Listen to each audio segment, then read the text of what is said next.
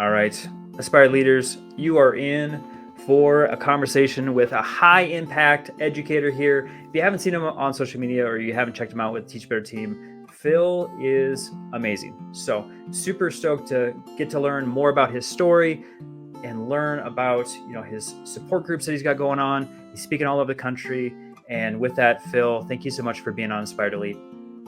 Joshua, thanks so much for having me. Sincerely grateful to be here. Love what you're doing and what you stand for. So it's just honored to be in the platform. Let's get to it. Seriously. So I have a dying question. This is very far from our topic today and about you, but I saw somewhere that you were on a Netflix baking show, and I got to ask about that because my interest is piqued. I know there's a story behind that. So Phil, will you just share a little bit about how on earth did you get on Netflix? It's funny, right? It's not a resume builder, but it's an icebreaker for sure, right? It's fun to talk about.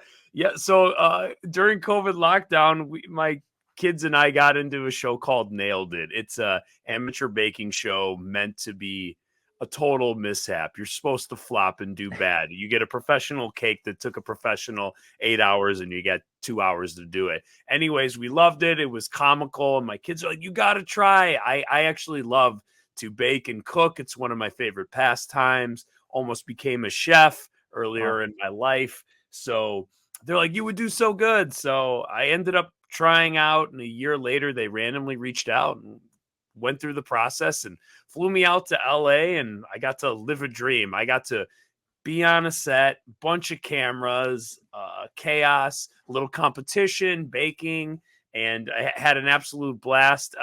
I blew it, Joshua. I totally blew it. Did not win, but had the time of my life. It was just, one of those opportunities that, just come your way and you have to jump on it. So super grateful. And yeah, it's a great story to tell. And my kids were not happy with me that I did not win the $10,000, but it is what it is. I lost gracefully, and they learned that lesson, I guess, Well, you said everyone that goes on is supposed to fail. So I think you kind of knew the assignment and did exactly what you're supposed to. I did. I lived up to its name. So yeah, it was super cool opportunity. And it was cool. My son actually called me on it because I told him originally, like, I'm not going to try out. So many people must do that. And he pulled me, I'm a youth motivational speaker as well as speaking to adults, educators. But he's like, you're always telling me to take healthy risks and put myself out there, Dad. And I'm like, all right. Eating crow here. I'll do it. And then it, ended up working. So he was right. He pushed me. Hey, he's listening and turning your wisdom back on you. So that's what you want from your kids, right? Maybe not in the moment. You kind of begrudgingly accept it, but in the long term, it's like, yeah, you're actually listening to my wisdom. That's great. Yeah. All right, Phil. I love that story. I know there's probably a transition that we can have as far as your lessons learned from Netflix to your role in education. But before we do that, I want to talk about just all the wonderful things that you're doing. You said it a little bit already. You speak to youth, you speak to adults, but you also are a teacher and have been in education. So will you just share with my listeners in regards to your educational and leadership journey? Yeah, 100%. Kind of leading from the whole baking and cooking idea is 17 years old, woke up after working in a bunch of restaurants that I thought I was going to be a classically trained chef, realized that it was not a career for me. It was just something I like to do at home. Lucky for me, I had an amazing junior year chemistry teacher, Mr. B, who I felt super comfortable with and was just transparent. Told him I'm kind of freaking out. I thought I was going to cook my whole life. I definitely don't want to do that. I don't know what to do. And luckily, he knew me so well, better than I knew myself, and said, you seem to really like science. I mean, you're getting good grades. You do well. Do you like learning about science? Absolutely. And then he said, you seem to really like being here. Not everybody wants to be in high school. I said, no, I love it, man. I love being with everybody. I like seeing the ladies. I like, being involved and everything. He's like, this school spirit, this love, this vibe, this could be your career, man. You could literally be in this environment for a career if you wanted. And I think you'd be great at it. And it was like a light bulb. So that was it. 17 years old. Luckily, had a great school system, great counselors, and they're like, hey, this is what you do. This is where you go. Ended up at Illinois State University. And Joshua, if you're not in Illinois, guy. That's like 1 in 4 teachers in Illinois are from Illinois State University. They're the Oh, wow. Redbirds. So it was like a no-brainer. Like, hey, that's where you need to go. Went to college, got my degree in chemistry with a teaching certificate. I definitely wanted to have the full-fledged chemistry degree just to have the chops, and ended up student teaching in a wonderful place. And I've been there for 19 years now, Joshua. I teach chemistry and physics and English language learning, physical science as well. So you've been in the same building for 19 years? Isn't that crazy, man? Yeah. 19 years, 2 rooms, but same building. So the first 8 years, 1 room, and then these last 11 in another room. But it is Wow. crazy to think, man. I'm looking back. 19 years flew by. So what's the secret there, Phil? Because that's unusual. I mean, I've talked to a lot of folks, and even Yeah. my own journey. I've been in 4 campuses, multiple districts, and that's it seems like nowadays folks are just popping around in different districts Yeah. and different schools to find the best fit for themselves. And for you, what do you think contributed to staying in the same building for 19 years? Yeah, I would have to say the department like I work in with my science department is like my family. So they're my brothers, my sisters, my cousins, my work wives and husbands, right? I just think we lean on each other, and it's like I couldn't imagine. I always said if I ever left like that job, I would never be able to go to another school. I think they ruined me. I'm spoiled there. I have such a family. I couldn't imagine like going to another building. So yeah, it's been a great ride. And as you know, education's seen some ups and downs recently. So we've been hanging on tight to each other, white knuckling it, and thank goodness, the people you surround yourself with is so important. The kids are amazing, and kids are kids, but after 4 years they move on, and most of Yep. them, you're just a thought in the past. But the crew you work with day in and day out, year after year, I mean, that's family. So I have to Yeah. attribute it to that 100%. No, it's so important, and I can only imagine how you are seen within the community too. I mean, it's fun to see brothers and sisters, and you're starting to see generations of folks, and Yes. I can only imagine how impactful that is to have that stability in the community. Well, thank you. Yeah, it's cool to be a part of it, a small piece in a big puzzle. And like you said, generations. I haven't had my student's child yet, but I think It's that's coming, maybe man. where you're headed. I have had some of my like people I've graduated with in high school. I've had a couple of their kids that I Yeah. didn't, expect, but I'm not there yet, but it's coming. I know it's coming. So it's all good though. It'll be great to have that, like you said, that generational Yeah. uh, review. Yeah, for sure. All right. So, Phil, you had talked about just the struggle the last few years. I think a lot of folks obviously have felt that as there's twists and turns that have occurred throughout the country and throughout the world. And I know one of your deepest passions is really helping restore passion with the teaching community. So, will you talk on that as to where that came from? Did you see a need somewhere, or like where did this come from, and how are you helping other teachers flourish in their profession? Yeah, thank you so much for asking.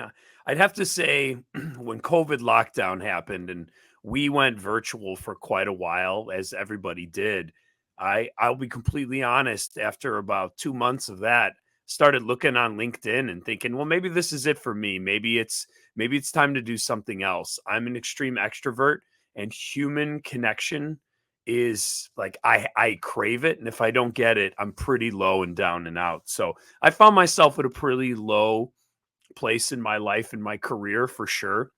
And I was craving more. Luckily, things eventually got back, and that never quite the same, but things got back and we're getting there. And I just really started to think about, okay, what can I do that's in my control to allow myself to be the best possible version of me, to try to feel happier, to allow myself to be more resilient. And I was very lucky being a youth speaker. Part of the thing we talk about is a lot of personal development with youth. So my co-speaker Matt and I, we really leaned on each other and say, let's make sure we're living out exactly what we talk to youth about. So I started doing all the things he needed to, taking care of myself, surrounding myself with positive people. But as I saw this happening and just people getting more and more burned out, cynical, I really started to feel a tug on my heartstrings that like I think a lot of educators need more support and help. And I don't know if they've got that family like I do at my school or in my close community of friends that I have and work with. So I started really digging into positive psychology and like what allows people to be happy and flourish. Got so into it, I ended up getting my positive education certification through the Flourishing Center and really just trying to look at the science behind what allows people to be happy, what allows them to flourish. And the more I knew about that and the more I applied to my life, the more energized I was, the more resilient I felt. And I just felt like, man, I need to help other educators do this. So that's what I'm called to do and what I've been slowly working on. Now, Joshua, if you know anything about branding, I'm not supposed to be doing this, right? I can't be a youth speaker over here with my best bud and Right. then over here be a speaker to educators because that confuses people. They say the riches are in the niches. Like every branding company would say, Phil, you're not doing that right. You're going to confuse people. But I sincerely don't care. Like I love helping youth and Matt and I build their confidence, but I cannot ignore my brothers and sisters in the classroom. Like they're hurting, they're exhausted, they're Yes. overwhelmed. So that's what I love to do. I love to go to schools, pour into them, talk about these are the simple, tangible things that we can do. I talk about your ERS, the things that light you up. And I'm not talking about your lesson plans. I'm not talking about your pedagogy, even though that's all important. I'm talking about you, yourself. What are the things that light you up? How are you building that into your everyday schedule? So we go through that. What lights us up? How do you build it daily? Focus on you first. Then once we're overflowing, we can pour into people more. And I think educators are givers. They're selfless. And because of that, they feel selfish when they start focusing on them because they're Yep. so not used to it. But I tell them, you're worthless to us. If you're burned out, we need you. So if you got to back up a little bit and take care of you, we have to do that. So give them the permission, give them the tangible steps. And then from there, how do we restore our passion? I like to say that we lean into our purpose. So all of us have unique, special gifts. For me, like I just love to cook and bake. I try to bring that into the classroom. For me, that lights me up, like creating a little breakfast for my students and them seeing me as a human and us being around like a lab table, eating some pancakes. It becomes a family, and all of a sudden, I'm no longer just the guy who teaches chem, but I'm a human. I'm Phil. I have feelings. I connect, and from there, it restores my passion and that human connection that I need and crave in order to stay in this into this career. If I'm not getting that, it doesn't feed me enough anymore. So again, I always say that, but saying I'm not telling you got to make pancakes, but I'm saying all of you, Joshua, you've got something that you love to do, and it probably has nothing to do with, maybe an education or a classroom or whatever, but how can we bring that to people that we work with? How can we bring that to our classroom? And when we do, not only does it build up other people and fill them up, but we really start to see this reciprocating effect of just this upward spiral. I feel good. You feel good. Now I want to make people feel better. So I love doing it. I love people feeling like they're smiling and energized when they leave that keynote. And then I love to stay connected to them so that it's like, hey, this isn't just a talk and you feel good today. Like this is, if you decide right now, you can change your life to build in intentionally the good things so that you're going to overflow. And when you overflow, then you can pour into people instead of just pouring until you drain out. And then you got to take a sick day and, stay in bed all day. So, yeah. And then feel guilty about doing that. yes. Yeah. It's like damned if you do and damned if you don't, then that's Yep. no one wants that for anybody. And I think sometimes we're our toughest on ourselves. I think we're worried that's how it's going to be interpreted. And I think nowadays, no one's saying that. It's like, no, if you need a day, take a day For because the real. kids need you for sure. Yeah.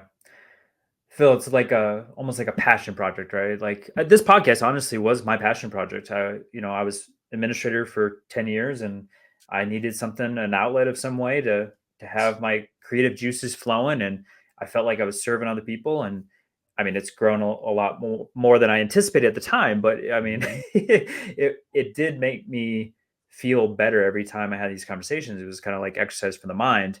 And then I was a better person going in the next day because I was energized by the conversation I just had with excellent guests like yourself, Phil. So I love that that lighting up piece. I can just visualize that. When my teachers had an initiative or a project that they came and we said yes to, and they were so excited about, and practically running out of the front office. So I want to talk a little bit about your journey. I know everyone's story and passions are different, but you had talked about during the pandemic of being low, right? You're an extrovert, you didn't have that connection.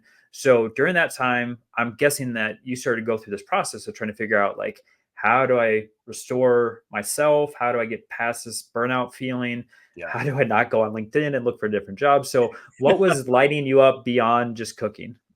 Yeah, I really started to dig into, and again, I like to call my ers, like, what are the things I do? And of those things, so I love being a father. Yeah. Absolutely. So I was very intentional about, all right, I have this time with my kids that we are together a lot. We can't go anywhere. Let's make the absolute best of this. So we started planning like vacations in the house. And so again, diving deeper into my family, that filled me up. I'm definitely a baker and a cook, so I leaned on that side of me. I got into yeast breads. I was never good at making breads. So again, the silly examples, but actually make a huge impact on your mental psyche. Joshua, as you said, your podcast was a passion project that you didn't even probably realize. Not only did it fill you up, but like, think about how you were bringing that energy and pouring into others then. And it had, maybe the conversation you had on your podcast had absolutely nothing to do with what you did that day at your job, but that doesn't mean it doesn't impact it, and that those skills aren't transferable. Even if, as a podcast host, I'm sure you become, like, you have rambling people like me, become a great listener. But think about that. Think about that value that is in a role where you're a leader. I mean, so that's what I always try to promote, is that when I was digging into myself, I was definitely focused on my health, right? I like, how do I take care of myself so when we come out of this, I don't end up super unhealthy with super bad habits. And I think a lot of us struggled with that a little bit. I think some of us started happy hour earlier and more frequently, and some of us watched more TV than we ever had before. So I think keeping myself in check, but again, those ers. I'm a creator, I'm a supporter, I'm a father. I guess I can't say husbander, but whatever you want to call it. So those things are the things I leaned on when, on all sincerity, education at that time was not filling me up. And I think we're all clear. It certainly wasn't filling students up. I mean, there were black screens and it was dark in their rooms, and it was awkward and uncomfortable, and no one knew how hard to push because everyone was worried about everyone. It was just a mess, and you couldn't fix that. So other things I leaned on, and just like you said, you gained energy from those, and that overflowed into the job to pull you through and ride through that storm. Yep. So if someone's in a storm right now and they're feeling hopeless, they're feeling burnt out, I know you speak on this a lot. So are there any strategies that you would recommend for those who are listening? Absolutely. First of all, it's finding your people, but your people that are positive, that aren't so gone and so cynical that there's no turning back, right? Because if you choose to surround yourself with those people, you'll be right there with them. Absolutely. So sometimes we have to make the hard decisions of who we choose to surround ourselves with and what we fill our minds with, right? Yeah. And I never want to say, that I'm toxically positive or that I'm Pollyanna on anything, but sometimes we just, out of our control what a situation is, but we can control what we do next, how we respond, and we can focus on what we control. So people surround yourself with, and the information you digest, whether that's how you digest news, learning, podcasts, media, whatever it is. I think that was a huge thing I would say right away too, is how are you filling your brain? And then from there, I sound like a broken record, but I would immediately go back to, if right now it's the school room that, the classroom that you're struggling with, and you're in a dark place with it and you're struggling and not sure if you're going to continue to do this or not. I think, like you said, decluttering things that you don't have to do in your life to make room, and then make something new, create a new challenge. And if it's overwhelming to do it in the classroom, then do it in your personal life. Everybody leans on, hey, I don't know, train for a 5K, right? Health is an easy one to lean on, but there's so much you can do. Or start writing a book, start journaling, so whatever it is that interests you that maybe you never gave yourself permission to do, I would say start trying something new to just give yourself a little energy boost. Then once you get that momentum and you start to feel a little more filled up, you're going to be a little bit more resilient. You're going to be a little less irritable, a little less cynical. And then you're going to be allowed to start actually looking at like, okay, what am I doing here in my job? How am I supporting students? What's in my control? What's out of my control? What is my ego impacting, that's making it harder versus what's really going on? But you've got to get that start. And I think a lot of people would say, that's super easy. There's nothing rocket science about that. And that's true. There isn't. We get so stuck sometimes that we just get in this routine that we don't even realize is just unhappy, but that we can control that routine. We can change it. And when we do, we start to see results. So that's what I love to do, though. I love to remind people of that. Like, hey, no one said you had to do this at this time every single day. You could get rid of that or move it. I mean, obviously we have contractual hours. That's a different story, but within our lives, Beyonce gets a lot done in a day, Josh. We can too, right? She's amazing. We can't compare ourselves to her. Yeah, and she's got professional schedulers, right? We don't have someone making 150,000 schedule in our day for us, but and a professional cook and someone that helps her in the gym. I mean, come on. Wow. All right, buddy. So I want to talk about what you are going around the country and speaking on. You touched on this a little bit, but if there's a leader right now, either a campus leader or a district leader that's like, man, this is exactly what my staff needs to listen to right now. What would they be bringing you in to speak on? What is it that you absolutely love to share with other educators? Yeah, thank you for asking. Hands down, it would be basically what we've just kind of walked through. I'd love to come, give that keynote to actually lift up and energize everybody and plant that seed of hope. So building your ERS, build it into your daily schedule, find your passions, lean into them, bring them into the classroom. Once we start getting that positive momentum, what I love to do then is I love to talk with just educators in the building and talk about what are the things that you feel are holding you back versus the things that are helping. And like, let's get it all out there. Let's vomit it up. And then let's look at like, what is sincerely here? And then I love to meet with admin too. What are your needs and wants that you really need to get done? And then I love to bridge that gap because a lot of times I know we're adults, but a lot of adults struggle with tough conversations. But when we have them, it's often way more solvable than I think most people think. It's so funny. I have a teacher who's helping a student, stud athlete, working through an injury, and that student, she's been coming late to my class 5 minutes every day with a pass. And the teacher finally, like, she's so busy, said, "I'm so sorry. I've been working out her hip for this huge run. I was worried because she's coming 5 minutes late to your class every day. And then I saw it was you, and I'm like, oh, well, you would tell me if it's a problem." And I said, yeah, I wouldn't go to my superior and say, hey, they're doing this. I would, as an adult, I would just tell you. But you know what? That actually doesn't happen a lot in buildings. I think people are not comfortable or confident enough. They don't want to see confrontational. So what I love to do is, all right, teachers, there's no admin here. Let's have it. What is the issue? I know it's going to be time. Okay, let's put it on there, right? And but by having those two separate, but then coming together and kind of being that mediator of, hey, this is what teachers are saying. This isn't harsh feelings. This is sincerely the two perspectives. But I bet there's a way to intermingle those more. And when we have those conversations, we feel more supported, more valued, and more energized and aligned. And I think that's what it is. I think no one wants to ruffle any feathers. And because of that, people don't feel aligned and they feel hurt and unheard, even though we all have the opportunity to speak up if we want to. Just no one is comfortable doing it, and that could be for a variety of reasons. So Oh yeah. again, coming in, I'd love that, man. Just injecting the energy and then trying to be the guy with the bad haircut that's here with the white flag. Like, hey, I'm here to make this better. I want you guys to mesh well. How can we make this place better? But you feel valued. You feel valued. Let's reach our goals so that we all are on the same page. And let's drop the boxing gloves and let's just come together and figure this out. Because when we're together, kids are going to win. And I mean, obviously, that's why we're here. We're here to help kids win. So that's one of my passions. I love doing it. And man, if anybody's ever could use that, it would be my honor and pleasure and privilege to be a part of that.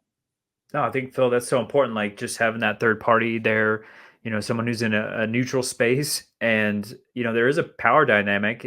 Like that's kind of the elephant in the room, right? I mean, so a lot of times people don't want to rock the boat in that sense because you're seen regardless of if you try to make it seem that way or not. You're seen as the boss. You're seen as the superior, and so to have someone come in and kind of balance that out, I think is super powerful. So love that work that you're doing. I also want to touch base on something that I absolutely love because it's not just like you're going to the campus once and you're done, but you also have support beyond that, which is a program called Positive Growth Lounge. And I'd love for you to speak on this and kind of share more about what this program's, how it's supporting other educators and how you're going beyond just the one and done speech.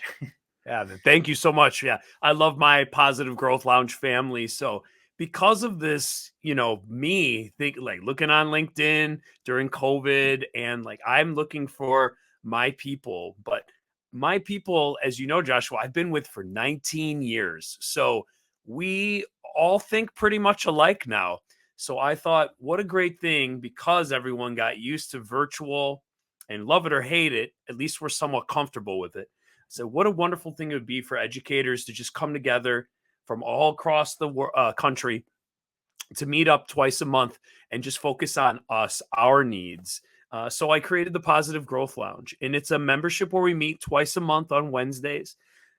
We got educators from Florida, from Texas, Central Illinois, etc. We're coming in with different ideas and perspectives, and I'm like the guy who runs it so that you can just show up and not have to spend any extra energy.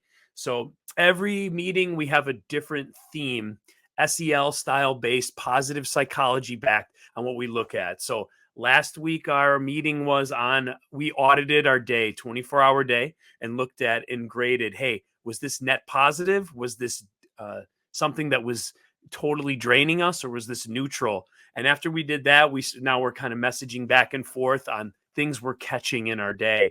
Before that, we brought up gossip and confidence, and we're going into the pros and cons of gossip and connection and kind of digging that up, and how can we do positive gossip to shift it just a little bit. So anyways, it's a great way to come together with educators, feel good, feel supported, totally feel heard in a non-judgmental way that, obviously it's just fully transparent.